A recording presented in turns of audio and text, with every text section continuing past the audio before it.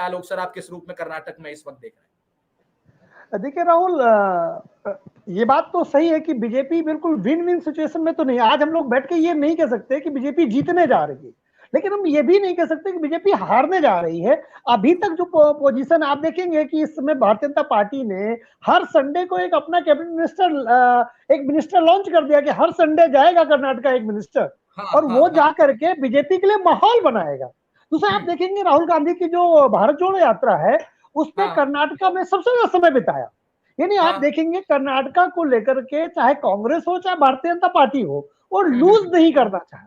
यानी कांग्रेस पूरे भारत में, हम देखें एक दिन हम और आप राजस्थान में बात कर रहे थे तो मैंने कहा था ऐसा लगता है कांग्रेस जीतना ही नहीं चाहती है, लेकिन कर्नाटक इसका अपवाद है।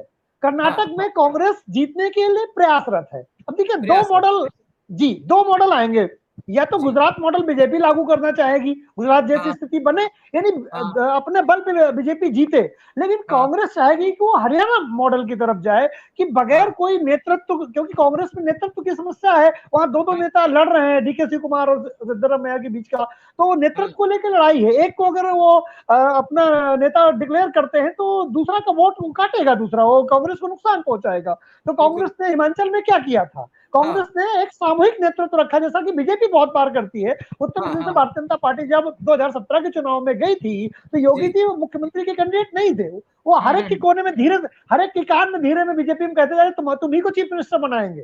फिर उसके उनके पास गए, बोले दूसरे ओबीसी नेता बोले तुम्हारा चीफ मिनिस्टर होगा, पंडितों का तुम्हारा चीफ मिनिस्टर होगा। तो बीजेपी ने उत्तर प्रदेश में वही रणनीति खेली थी कि सबका चीफ मिनिस्टर बनवा दिया, और बाद में फिर योगी जी मुख्यमंत्री बने। तो कर्नाटका में भी यही हो रहा है। कांग्रेस ये चाह रही है कि वो ये ब्लफ बनाए रखे कि मुख्यमंत्री कोई भी हो सकता है। हिमाचल में आपकी इस बात में एक तस्वीरों के साथ मैं ऐड ऑन करूं, आप लोग अगर स्क्रीन हमारी देख पा रहे हैं तो देखिए एक तस्वीर मैं आपको दिखाता हूं। ये तस्वीर आप जरा देखिएगा, इसको गौर से देखिएगा। संजीव जी, आलोक जी, इसमें देखिए हुआ क्या है। प्रधानमंत्री आपको सामने, ये देखिए अभी येदियुरप्पा ये नमस्कार कर लिया इन्होंने मंच पे खड़े लोगों को। जी मैं आपने मतलब बहुत अच्छी फ्रीक्वेंसी मैच की मेरी। मैं यही बात कहने जा रहा था कि येदियुरप्पा को भ्रष्टाचार के आरोप होने के बाद भारतीय प्रधानमंत्री ने, भारतीय गृह मंत्री ने दूरी बना ली थी। लेकिन अब ये पता है कि लिंगायत का जो बीजेपी को एक छत्र वोट जाता है, अगर येदियुरप्पा को फ्रंट लाइन में नहीं लेकर के आते हैं तो उस मात्रा में जहां 80% तक मत, 70 से 80% तक मत बीजेपी को मिलता है, इसमें अगर 10-15% का डेंट लग गया तो भारतीय जनता पार्टी को बड़ा नुकसान हो सकता है। तो इन्होंने येदियुरप्पा को भी जोड़ने की कोशिश की है, क्योंकि कांग्रेस भी कोशिश कर रही है। क्योंकि अब देखिए ये पहली बार है कि अब येदियुरप्पा जी मुख्यमंत्री की कैंडिडेट नहीं, उनकी उम्र ऐसी नहीं है और वो मुख्यमंत्री नहीं बन सकते हैं। तो कांग्रेस के पास ये सुनहरा मौका है। देखिए कर्नाटक से अच्छी फर्टाइल लैंड कांग्रेस के लिए कोई नहीं है। राहुल, ये बात मान के चलिए कि अगर कांग्रेस मेहनत से प्रयास करेगी तो मैं ये तो नहीं कह सकता आज की डेट में कि कांग्रेस सरकार बनाने जा रही है, लेकिन आप ये मान के चलिए कि कांग्रेस सबसे बड़ी पार्टी बनके उभरेगी। हाँ, सरकार भाजपा बना सकती है, क्योंकि भाजपा कहती जहां हम जीतते हैं वहां सरकार बनाते हैं। हाँ, आप ये कह रहे हैं कांग्रेस सबसे बड़ी पार्टी बनकर के उभरेगी कर्नाटक में? हाँ, मेरा अपना ये, सरकार बीजेपी बनाएगी। लेकिन हाँ, तो सरकार बीजेपी, ये अब जी तो हमारे लोकतंत्र का जो है मजा है कि यहाँ जो सबसे बड़ी पार्टी होती है वो सरकार में आ जाएगी, ऐसा पक्का नहीं है। प्रमोद तिवारी जी, प्रमोद तिवारी कह रहा हूँ, प्रमोद महाजन जी के टाइम का एक वक्तव्य मुझे याद आता है, आप सब लोगों ने सुना होगा, वो लोकसभा का वो वीडियो भी काफी वायरल है उनका, और वो शायद कर्नाटक में उस समय जिक्र कर रहे थे कि मतलब ये चीजें होती है कि यहाँ जो सबसे बड़ी पार्टी होती है वो पोजीशन में रहती है, और खैर ये चीजें होती है, आपने ठीक कहा। लेकिन संजीव जी, क्या आप इत्तेफाक रखते हैं इस बात से? आपको लगता है कांग्रेस उतनी मजबूत वहां से आप छिटकता हुआ देख रहे हैं, तभी आप दूसरी संभावनाओं की तलाश कर रहे हैं? क्या इस रूप में भी इसको देखा जा सकता है? नहीं राहुल, इस रूप में भी देखा सकता है, लेकिन भारतीय जनता पार्टी का चरित्र है वो एक्सपेंशन की तरफ जाती है। तो भारतीय जनता पार्टी रुकने की प्रयास, वो मिशन मोड में है। एक बार मैंने एक चैनल पे कहा था कि भारतीय जनता पार्टी यहाँ नहीं, वो कहीं नहीं रुकने वाली। वो राजनीति को केवल अपने सपनों को पाने का एक टूल मात्र है। वो इंटीग्रेटेड भारत राष्ट्र में पाकिस्तान तक शामिल है। हो सकता है आज मेरी बात ये ना लगे, समझ में आए, लेकिन आप मान लीजिए कि वो उस मोड में है। उसके लिए जो करना होगा वो करेंगे, ये एक अलग मैटर है, लेकिन वो उसी मोड में है। दूसरी बात तो समझिए, ये जो भारतीय जनता पार्टी है साउथ कर्नाटका में और वेस्ट कोस्टल कर्नाटका में कमजोर है, नॉर्थ में ज्यादा मजबूत है। तो जो साउथ कर्नाटका है, भारतीय जनता पार्टी को अपने आप को अगर वहां पूर्ण बहुमत से सरकार बनानी, देखिए कर्नाटका का कैरेक्टर देखिए आप, 2007 से या 2005 के बाद से 2004 से भी देखिए, कर्नाटका में बीजेपी को लोकसभा में दूसरी तरह से वोट मिलता है। हाँ। और विधानसभाओं में दूसरी तरह से वोट मिलता है। कर्नाटका में कभी बीजेपी 15 सीटें जीतती है, कभी 17 जीतती, कभी 19 सीटें जीतती है लोकसभा की, जबकि वो ऐसा सरकार नहीं बना रही होती है तो भी जीतती है। यानी केंद्र में जब वो लोकसभा का चुनाव होता है, भारतीय जनता पार्टी को ज्यादा मत मिलता है। अभी भी आप देखिए वर्तमान में जो पिछले चुनाव हुए, भारतीय जनता पार्टी को लोकसभा चुनाव में 50% या 51% मत मिला और विधानसभा चुनाव में 36% मत मिला। आप सोचिए कितने परसेंट, 15 से 16% मत का परिवर्तन आ जाता है लोकसभा और विधानसभा के चुनाव में।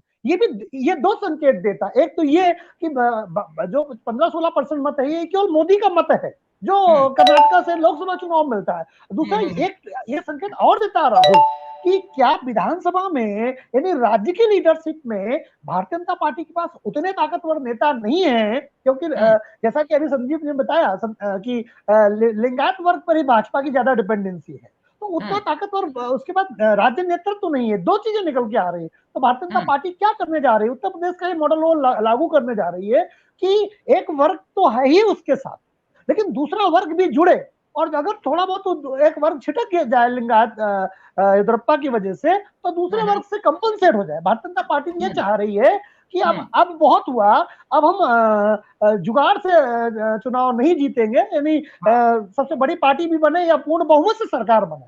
क्योंकि अगर कर्नाटका में भारतीय जनता पार्टी अपने पैरों को जमा लेती है, इतने सालों में भारतीय जनता पार्टी सरकार तो बना रही है, लेकिन आप देखिए 2 बार से वो ट्रिकी तरीके से अपनाती सब जो है वो पूर्ण बहुमत की सरकार नहीं बना पाती, जोड़ तोड़ करके सरकार चला रही है। तो भारतीय जनता पार्टी गुजरात मॉडल की तरफ जाना चाहेगी। रहेगी बात वो जो साउथ में कह रहे थे हिंदू मुस्लिम वाद, वो कोशिश भारतीय जनता पार्टी कर रही है, लेकिन कर्नाटका में 14% से लेकर 18% अलग अलग अनुमान है, लेकिन ज्यादातर 14-15% मुसलमान है केवल।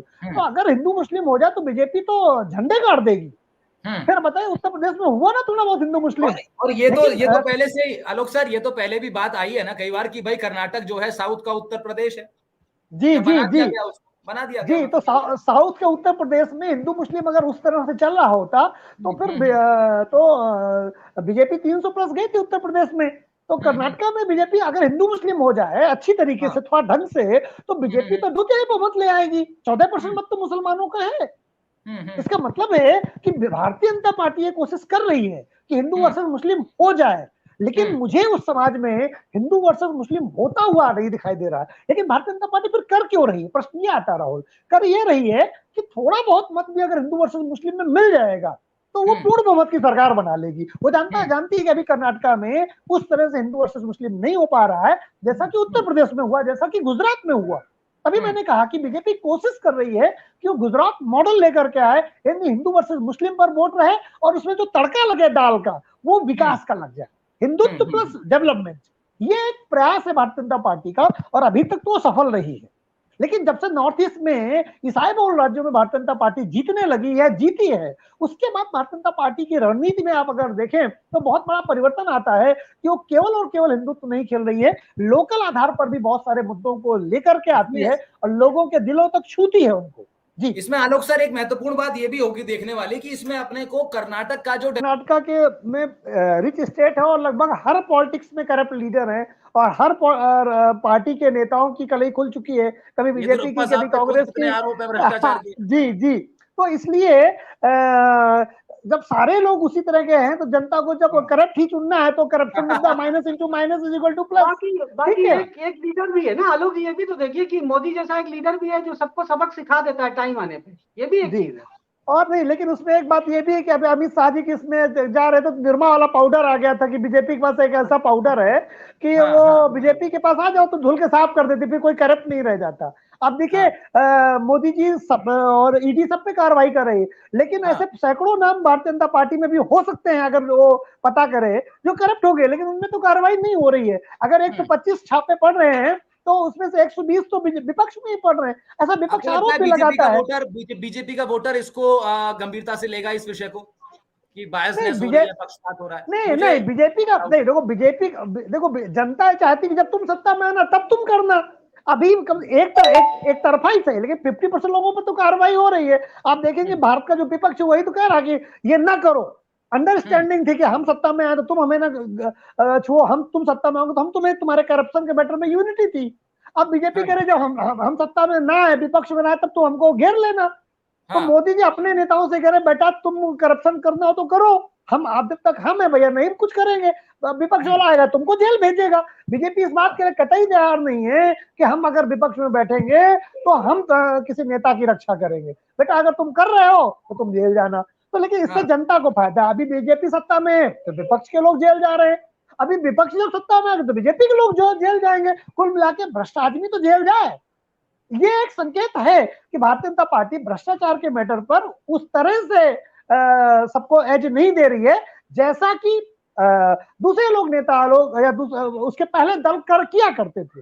इस बात को बिल्कुल मान के चले कि Bharatiya Janata party zero tolerance, तो मैं कहना मतलब मुझे लगता है अतिशयोक्त होगी, कहती है भारतीय जनता पार्टी, मैं नहीं मानता, लेकिन इतना तय है कि भारतीय जनता पार्टी दूसरे दलों की तुलना में तो करप्शन को लेकर के ज्यादा वोकल है, ज्यादा स्ट्रांगली विरोध कर रही है। हालांकि ज्यादातर केसेस जो है वो विपक्ष के नेताओं पर ही भारतीय जनता पार्टी की ईडी की कार्रवाई होती है, उनके नेताओं पर इतनी नहीं होती है, क्योंकि इतने राज्यों में भारतीय जनता पार्टी की सरकार है, सारे नेता क्या दूध के धुले हैं क्या?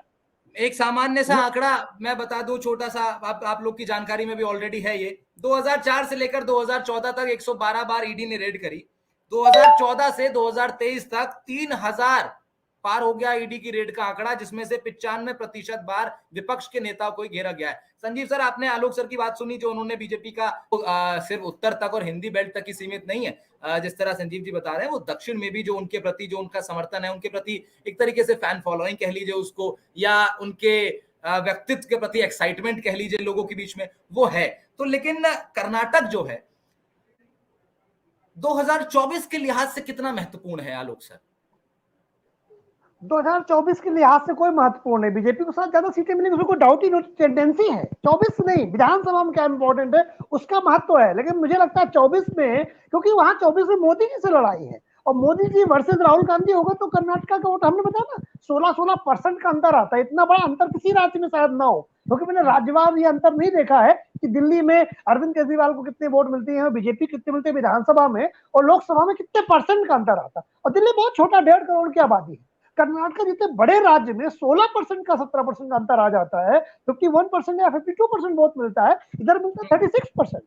तो इतना 15-16% का अंतर बहुत बड़ा अंतर इतने बड़े राज्य में, तो लोकसभा में तो वैसे ही बीजेपी को एज मिलेगी। बात अभी अगर हम देखें विधानसभा में, तो बीजेपी से की परफॉर्मेंस से बीजेपी के उससे बहुत ज्यादा संतुष्ट नहीं है कर्नाटका का व्यक्ति, लेकिन कांग्रेस के पास जो एज है, जो वोट, देखिए हर पार्टी का एक फिक्स वोटर होता है, कांग्रेस का भी है, बीजेपी का भी है। एक वोटर होता है जो फ्लोटिंग होता है, जो छोटी छोटी बातों पर नाराज होता है, नाखुश होता है, वो फ्लोटिंग वोटर ही फिर एज दिलाता है। तो वो जो फ्लोटिंग वोटर है वो कांग्रेस के लोग उसे पैम्पर नहीं कर रहे हैं, कांग्रेस के लोग उसे अपनी तरफ से शायद उस गति से जोड़ नहीं पा रहे हैं। हालांकि राहुल गांधी ने भारत जोड़ो यात्रा में बड़ा अच्छा काम किया था, लेकिन फिर वो उनकी काम में सर्टेनिटी नहीं है। जैसे आप तेलंगाना में देखिए, जो आपने बताया कि बड़े हाथ साथ जोड़ो वाला चल रहा है, आप कह रहे हैं कि राहुल गांधी और प्रियंका गांधी गए नहीं, मुझे लगता है कि वहां के नेता ने कहा होगा तुम आओ नहीं, आते हो तो काम बिगाड़ देते हो। तो ये भी हो सकता है कि वो बोले भैया ठीक है तुम हम अकेले कर लेंगे। तो जहां राज्य नेतृत्व है कांग्रेस में, वो अच्छा ज्यादा कर रहा है केंद्रीय नेतृत्व की तुलना में। अब राजस्थान देख लिए, हालांकि कांग्रेस ने बहुत गड़बड़ किया, गहलोत को बना दिया मुख्यमंत्री, पायलट ने मेहनत की थी। सिंधिया, देखिए बीजेपी अगर आप देखो 2014 के बाद से और 2019 के बाद से बहुत सारे राज्यों में चुनाव आ रही, बड़े राज्यों में आ रही, छत्तीसगढ़ आ रही, मध्य प्रदेश आ रही, राजस्थान आ रही, गोवा में बीजेपी कांग्रेस सबसे बड़ी पार्टी एक बार बनी और उन्होंने चुनाव, दिग्विजय सिंह समुद्र में नहाते रहे और बीजेपी सरकार बना के चली गई। तो नॉर्थ ईस्ट में बहुत सारी सरकारों को बीजेपी ने पलट दिया जबकि कांग्रेस जीती थी। तो कांग्रेस नेतृत्व थका हुआ है, अनिच्छुक है, मुझे लगता है कि अनइंटरेस्टेड है।